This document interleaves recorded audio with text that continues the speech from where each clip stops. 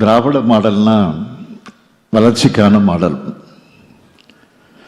திராவிட மாடல்னா result கொடுக்கக்கூடிய model. திராவிட மாடல்னா மக்கள் நலனுக்காக இருக்கக்கூடிய மாடல். இதையெல்லாம் உலகுக்கு எடுத்து சொல்லக்கூடிய மாநாடு தான் இந்த செயலாக்க மாநாடு. அது மட்டுமல்ல, தமிழ்நாட்டுடைய வளர்ச்சியை பொறுத்து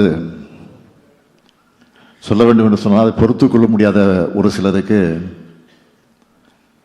எங்களுடைய செயலின் மூலம் பதில் சொல்லும் மாநாடு தான் இந்த செயலாக்க மாநாடு. தொழில்துறை அமைச்சர் அவர்கள் இங்கு சொன்ன ஒவ்வொரு டேட்டாவையும் எங்களை விமர்சனம் செஞ்சவங்களுக்கான பதில் அதுதான். இங்க அவர் சொன்ன ஒவ்வொரு நம்பரும் எங்க டீமோட 5 வருஷ கடுமையான உழைப்புக்கான நம்பர். தொழில்துறையில் நாங்கள் பண்ணியிருக்கக்கூடிய ரெக்கார்டை அடிச்சு சொல்றேன், அடுத்து நாங்கள் வந்து தான் பீட் பண்ண போறோம். இது உறுதி. இன்னைக்கு இந்த மாநாட்டில் மட்டும் 52 கம்பெனிகளுடைய திறப்பு விழா, 71 கம்பெனிகளுக்கு அடிக்கல் நாட்டு விழா, 2 புதிய கம்பெனிகளோட புரிந்துணர்வு ஒப்பந்தம் என சாதனை சொல்ற மாநாடா இது நடக்குது. கடந்த 2021 முதல் நாங்கள் செஞ்ச பணிகளை எல்லாம் மேடை போட்டு சொல்லி இருக்கிறோம். இங்கே வந்திருக்கக்கூடிய ஊடக நண்பர்கள் அனைவரையும் நான் கேட்டுக்கொள்ள அன்போடு விரும்புவது, இதையெல்லாம் முழுமையா மக்கள் கிட்ட போய் நீங்க கொண்டு போய் சேர்க்கணும். ஏனென்றால் இந்தியாவிலேயே இது மாதிரி ஒரு மாநாடு எங்கும் நடந்ததில்லை. பொதுவா எல்லா மாநிலங்களிலையும் எல்லா அரசுகளும் முதலீட்டாளர் மாநாடை நடத்தி எங்க மாநிலத்தில் இவ்வளவு வாய்ப்புகள் இருக்குன்னு அழைப்பு விடுப்பாங்க. ஆனா முதல் முறையா எங்க மாநிலத்தோடைய நீங்க அமைக்கக்கூடிய பார்ட்னர்ஷிப் என்பது அதையும் கடந்த ரிலேஷன்ஷிப்பா ஃப்ரெண்ட்ஷிப்பா ஒரு மாதிரி இப்படி மக்களுக்கு நலன் கொடுக்கறதுக்குன்னு எடுத்துக்காட்டுற மாதிரி இந்த மாநாடு, இந்த செயலாக்க மாநாடு இங்க நடந்துகிட்டு இருக்கு. ஒரு தொழில் நிறுவனமோ தொழிற்சாலையோ தங்களுக்கான மாநிலத்தை எப்படி தேர்ந்தெடுப்பாங்கன்னா, அந்த மாநிலம் தங்களுக்கான வாய்ப்புகளை பெரிய அளவில் உருவாக்கி தருமா, சொன்ன நேரத்தில் தங்களால் ப்ரொடக்ஷனை ஸ்டார்ட் பண்ண முடியுமான்னு பார்த்து தான் ஒரு மாநிலத்துக்கு வருவாங்க. அப்படி தொழில் நிறுவனங்கள், தொழிற்சாலைகள், தொழில் முனைவோர், தொழிலாளர்கள்னு எல்லோருக்கும் நம்பிக்கை அளிக்கக்கூடிய மாநிலமா நம்ம தமிழ்நாடு இருக்கு. எதனால இந்த வெற்றி சாத்தியமாகுதுன்னு கேட்டீங்கன்னா, எங்களை பொறுத்த வரைக்கும் முதலீட்டாளர் மாநாடு நடத்திட்டோம், புரிந்துணர்வு ஒப்பந்தம் போட்டுட்டோம், நியூஸ்ல தலைப்புச் செய்தியா வந்துருச்சுன்னு திருப்தி அடைஞ்சிட மாட்டோம். போட்ட ஒப்பந்தம் நிறுவனமா திறப்பு விழா கண்டு நம்முடைய இளைஞர்கள் கைக்கு ஆஃபர் லெட்டர் வந்து சேர்ற வரைக்கும் பார்த்து பார்த்து எல்லாத்தையும் நாங்கள் உறுதி செய்கிறோம். இங்க சமூக நிதியும் நிலை பெறணும், தொழில் வளர்ச்சியும் உறுதி செய்யப்படணும். அப்போதுதான் எல்லாருக்கும் எல்லாம் அனைத்து மாவட்ட வளர்ச்சி என்ற இலக்கை அடைய முடியும் என்பதில் நாங்கள் மிக கவனமாக செயல்பட்டு கொண்டிருக்கிறோம். இதை நான் பெருமையோடு சொல்றேன்.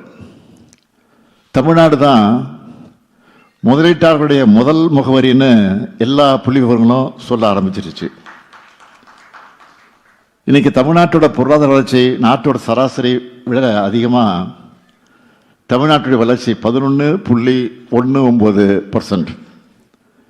இன்னும் குறிப்பாக சொல்லணும்னா, கடந்த ஆண்டு இந்தியாவுடைய உற்பத்தி துறை வளர்ச்சி 4.5%.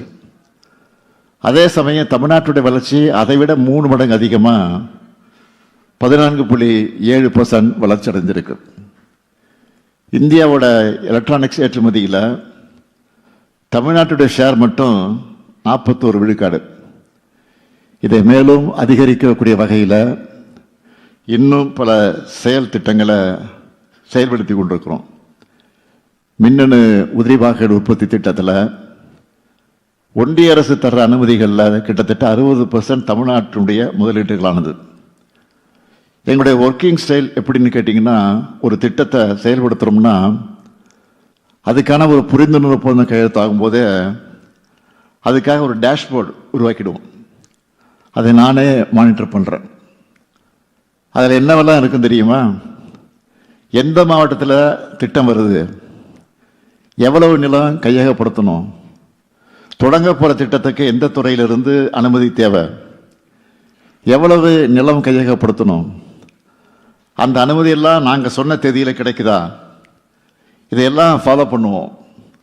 அது முடிஞ்சதும் அடிக்கலாட்டு விழா எப்போ, கட்டுமான பணிகள் எப்போ தொடங்க போகிறோம், இதனால் எத்தனை பேருக்கு வேலைவாய்ப்பு கிடைக்கும், குறிப்பாக பெண்கள் எத்தனை பேருக்கு வேலைவாய்ப்பு அதில் கிடைக்கும், எப்போ ப்ரொடக்ஷனை ஸ்டார்ட் பண்ணுவாங்க, இப்படி எல்லாத்தையும் நாங்கள் ஃபாலோ பண்ணுவோம்.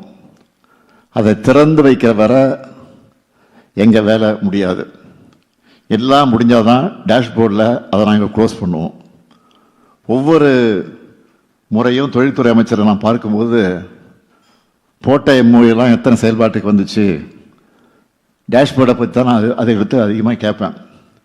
இதில் எதுன்னா, சின்ன டீலே ஆனாலும் சம்பந்தப்பட்ட துறைகளோட அதிகாரிகளை தலைமைச் செயலாளர் தலைமையில் மீட்டிங் வைக்க சொல்லி அங்கேயே ஆன் டேபிள் கிளியர் பண்ண சொல்லுவேன். இப்படி சிஸ்டமேட்டிக்காக செயல்படுறதுனால ரிசல்ட்டு தான். கோத்தாரி, கோத்ரேஜ், வின்ஃபாஸ்ட், டாடா, ஜேஎல்ஆர் போன்ற டாப் நிறுவனங்களுடைய உற்பத்தி ஆலையை குறித்த காலத்தில் திறந்து வச்சது. இன்னும் குறிப்பாக சொல்லணும்னா, பெரம்பலூரில் இருக்கக்கூடிய ஃபினிக்ஸ் கோத்தாரி காலனி திட்டம் அடிக்கல் நாட்டினதும் திறக்கப்பட்டதுக்கான இடைவெளி என்னன்னு கேட்டிங்கன்னா, சரியாக 12 மாதம் தான், ஒரே வருஷம்தான். வின்ஃபாஸ்ட் கூட ஜனவரி 2024 புரிந்துணர்வு ஒப்பந்தம் போட்டோம். அடுத்த மாதம் அடிக்கல் நாட்டி ஆகஸ்ட் 2025 அந்த திட்டத்தை தொடங்கி வச்சிட்டோம். அதே போல் கடந்த திங்கட்கிழமை திறந்து வச்சு, அதையெல்லாம் நீங்கள் டிவியில் பத்திரிகையில் பார்த்துருப்பீங்க. புகழ்பெற்ற டாடா ஜேஎல்ஆர் நிறுவனத்தோட பணிகளை செப்டம்பர் 2024 தான் தொடங்கணும். இந்த வாரம் ஃபஸ்ட்டு காரை வெளியிட்டாச்சு. இதெல்லாம் பார்க்குறவங்க எப்படி தமிழ்நாட்டில் இதெல்லாம் சாதிக்க முடியுதுன்னு நினைப்பாங்க. எங்களை பொறுத்த வரைக்கும் எல்லாத்துக்கும் சிங்கிள் விண்டோ, ஃபாஸ்ட் கிளியரன்ஸ், இதுதான் காரணம். ஒரு நிறுவனம் தொழில் தொடங்க தேவையான எல்லாமே தமிழ்நாட்டில் இருக்குது. நிறைய விமான நிலையங்கள், நீண்ட கடற்கரை, துறைமுகங்கள், சிறப்பான சாலைகள், சீரான மின்சாரம், நீர் விநியோகம், நான் முதல் போன்ற திட்டங்களால் திறன் பெற்றிருக்கக்கூடிய பயிற்சி பெற்றிருக்கக்கூடிய இளைஞர்கள், இயற்கை வளமும் தரமான மனித வளமும் இங்கே இருக்கு. புதுப்பிக்கத்தக்க ஆற்றலில் தமிழ்நாடு தான் இன்றைக்கு முன்னோடியாக இருக்கு. எல்லா மாவட்டங்களுக்கும் வளர்ச்சி போய் சேரணும் என்ற கடந்த 5 வருஷமாக சிப்காட் நிறுவனம் மூலமாக 55,278 ஏக்கர் நிலத்தை தெரிவு செஞ்சு தமிழ்நாட்டில் இருக்கிற 38 மாவட்டங்களில் 35 மாவட்டத்தில் தொழில் பூங்கா அமைக்க பணிகள் நடந்துக்கிட்டு இருக்கு. கன்னியாகுமரி, மயிலாடுதுறை, நீலகிரி ஆகிய 3 மாவட்டங்களில் சுற்றுலா முதலீட்டு பூங்காக்கள் அமைக்க நடவடிக்கை எடுத்துக்கிட்டு இருக்கிறோம். 2ஆம் நிலை மாநகரங்களுக்கு கூட மினி டைட்டில் பார்க் அமைச்சிக்கிட்டு வரோம். 2021 நாங்கள் ஆட்சிக்கு வந்தப்போ தமிழ்நாட்டில் 2 டைட்டில் பார்க் இருந்துச்சு. கடந்த 5 வருஷத்தில் 7 டைடல் மற்றும் மினி டைடல் பூங்காக்கள் புதுசாக திறந்து வச்சிருக்கிறோம். மேலும் 14 டைடல் மற்றும் மினி டைடல் பூங்காக்கள் அமைக்கப்பட்டு அதற்கான நடவடிக்கை எடுக்கப்பட்டு கொண்டிருக்கிறது. திராவிட மாடல் ஆட்சியினுடைய மற்றொரு சிறப்பம்சம் என்பது காழ்ப்புணர்ச்சி அரசியல் பண்ணாமல் மாநில நலனை முன்னிறுத்தி அரசியல் பண்ணுறது. தொழில்துறைன்னு மட்டும் இல்லாமல் எல்லா துறைகள்லையும் கடந்த ஆட்சியில் போடப்பட்ட ஒப்பந்தங்களாக இருந்தாலும் மாநில வளர்ச்சிக்கான திட்டங்களை கிடப்பில் போடாமல் எந்த பாகுபாடு பார்க்காம ஒத்துழைப்பு கொடுத்து நிறைவேற்றி கொண்டிருக்கிறோம். இப்போ வளர்ந்து வர புதிய துறைகளான செமிகண்டக்டர், ஏஐ, டீப் டெக் போன்றவற்றிலும் தமிழ்நாடு தன்னுடைய தடத்தை வலிமையாக பதிச்சிட்டு வருது. முக்கியமாக முன்னணி நிறுவனங்களில் ஒன்றாக இருக்கக்கூடிய R&D மையங்கள் அமைப்பது, சிப் வடிவமைப்பு, செமிகண்டக்டர் இயந்திர உற்பத்தியை மேம்படுத்துவது, இது போன்ற முயற்சிகளை எல்லாம் வெற்றிகரமாக முன்னெடுத்துக்கிட்டு வரோம். சூலூர் மற்றும் பல்லடம் பகுதியில் செமிகண்டக்டர் இயந்திர உற்பத்தி பூங்காக்களை உருவாக்கி இருக்கிறோம். இது மூலமாக தமிழ்நாடு உலகளாவிய செமிகண்டக்டர் உற்பத்தி மையமாக உயரக்கூடும். எந்த செக்டர் எடுத்தாலும் தமிழ்நாடு தான் முன்னணி மாநிலம்.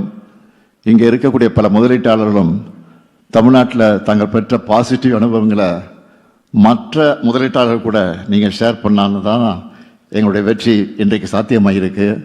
அதுக்காக இந்த நேரத்தில் அவங்களுக்கெல்லாம் என்னுடைய நன்றியை நான் தெரிவிச்சுக்க விரும்புகிறேன். மொத்தத்தில் உங்களுடைய வளர்ச்சி தான் எங்களுடைய மகிழ்ச்சி. குறிப்பாக இன்றைய மாநாட்டில் தூத்துக்குடி முதலீட்டாளர் மாநாட்டில் ஒப்பந்தம் போட்ட கேனஸ் டெக்னாலஜிஸ் நிறுவனத்தோட திட்டத்துக்கு அடிக்கல் நாட்டியிருக்கிறோம். இங்கிலாந்து பயணத்தில் அஸ்ட்ராசெனகா நிறுவனத்தோட உலகளாவிய திறன் மைய விரிவாக்கத்துக்காக ஒப்பந்தம் போட்டோம்.